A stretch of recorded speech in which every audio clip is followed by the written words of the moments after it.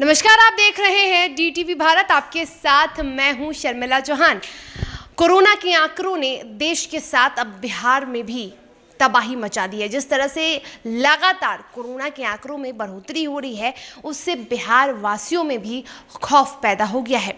इसी को लेकर मुख्यमंत्री नीतीश कुमार ने 18 अप्रैल को एक प्रेस कॉन्फ्रेंस की, जिसमें प्रेस कॉन्फ्रेंस कर उन्होंने तमाम नई जानकारियां देते हुए ये भी कहा कि बिहार में अब नाइट कर्फ्यू लागू कर दिया गया है। यानी रात 9 बजे से सुबह 5 बजे तक अब राज्य में नाइट कर्फ्यू रहेगा और इसी के साथ नई पाबंदियों को भी लागू किया गया। लेकिन बिहार के मुखिया ने एक और अपील की, वो थी प्रवासियों से। बता दें कि बिहार के मुखिया यानी नीतीश कुमार ने सभी प्रवासियों से अपील करते हुए कहा कि जल्द से जल्द घर वापस आ जाएं। यानी जो अपने राज्य में हैं, जो भी बाहर हैं, जो भी काम को लेकर बाहर गए हैं, वो अपने राज्य में जल्द से जल्द आ जाएं। उन्होंने ये अपील सभी प्रवासियों से की। पहले ये सुनिए।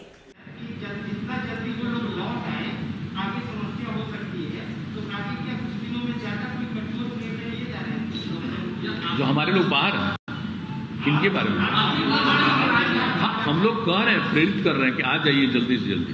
पिछली बार सरकार ने आपकी बात किया था, क्या इस बार भी सरकार नहीं, हम लोग चाह ही रहे हैं, हम लोग चाह रहे हैं कि तेजी से आ जाए। अभी तो ट्रेन वगैरह सब चल रहा है ना, तो उतनी संख्या नहीं है आने वालों की। लेकिन अगर आगे नहीं, अभी भी थोड़ी कठिनाई अगर जहाँ कहीं ये महसूस कर रहे हैं और आगे ये बढ़ता जा रहा है, इसलिए हम सब लोगों से यही आग्रह हम लोग कर रहे हैं कि जल्दी से जल्दी आ जाइए और आपको और सहयोग किया जाएगा।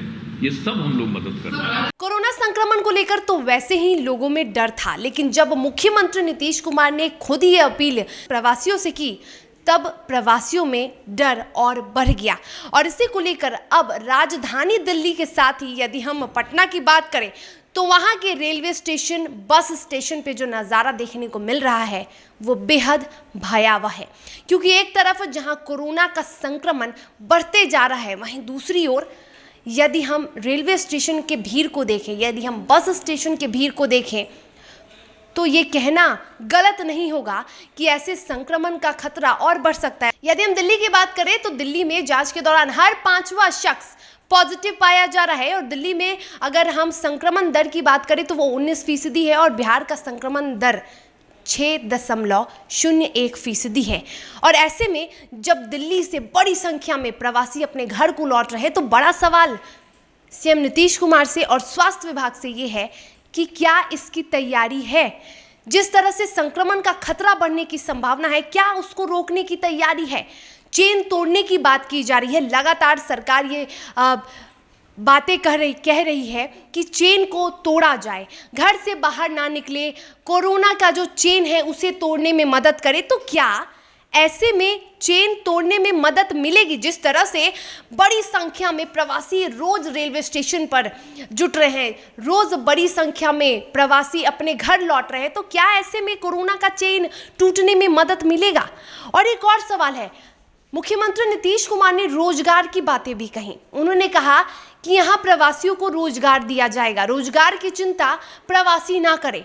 तो रोजगार की क्या कुछ व्यवस्था मुखिया जी के द्वारा की गई है? उसके साथ ही स्वास्थ्य व्यवस्था की बात करें तो कितने आइसोलेशन सेंटर बनाए गए? वैसे तो दावे बहुत किए जाते हैं, स्वास्थ्य मंत्री मंगल पांडे भी दावे करने से पीछे नहीं हटते। और नीतीश कुमार, मुख्यमंत्री नीतीश कुमार तो हमेशा यही कहते हैं कि तैयारियां पूरी हो चुकी हैं कोरोना से निपटने की, हम कोरोना से लड़ने के लिए पूरी तरह तैयार हैं। लेकिन आंकड़े और ज़मीनी हकीकत सच बयां करते हैं। जब हम आंकड़े देखते हैं तो रूह कांप उठती है, क्योंकि आंकड़ों में लगातार बढ़ोतरी होती जा रही है। एक तरफ जब सर्वाधिक मरीजों के आंकड़े दर्ज किए गए 8,000, तब ऐसा लगा कि अब बिहार में संक्रमण का खतरा रुकने नहीं वाला है।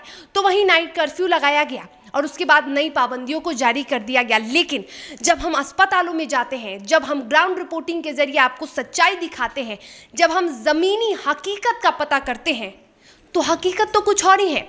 हकीकत ये है कि राज्य में 99% अस्पतालों में ऑक्सीजन की कमी है। अगर हम रेमडेसिविर इंजेक्शन की बात करें, उसमें भी कमी देखी जा रही है। और उसके साथ ही सबसे जो ज़रूरी है वो है बेड। अस्पतालों में बेड की कमी है। राजधानी पटना के सबसे बड़े अस्पतालों में बेड की कमी के वजह से, ऑक्सीजन की कमी के वजह से, डॉक्टरों की लापरवाही की वजह से कोरोना मरीजों की जान जा रही है। पीएमसीएच की बात करें तो तरप तरप कर आए दिन बेड की कमी से जमीन पर तरप कर, धूप में तरप कर लोगों की मौतें हो रही हैं। अगर हम IGIMS की बात करें तो कोरोना मरीजों को देखने डॉक्टर नहीं जा रहे हैं। अगर हम NMCH की बात करें तो ऑक्सीजन की आपूर्ति नहीं हो रही है। ये है अस्पतालों की जमीनी सच्चाई।